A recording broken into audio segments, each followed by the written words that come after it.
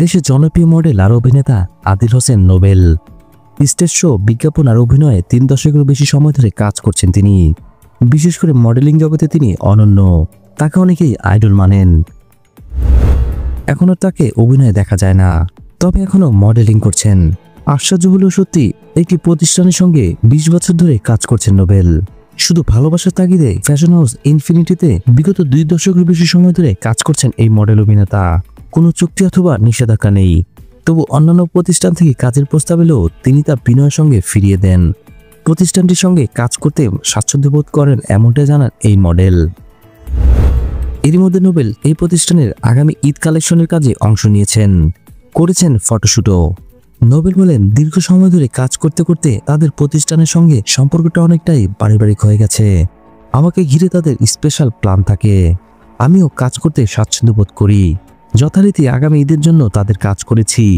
রাজধানী বনানী আর শেরাটনে এবার ফটোশুট হয়েছে। আমাকে নিয়ে তাদের প্ল্যান, পুরো ইউনিটের আন্তরিকতা এবং ভীষণ পরিপাটি গোছানো কাজ তাদের। সব মিলিয়ে তাদের সঙ্গে কাজ করে আমি সন্তুষ্ট থাকি।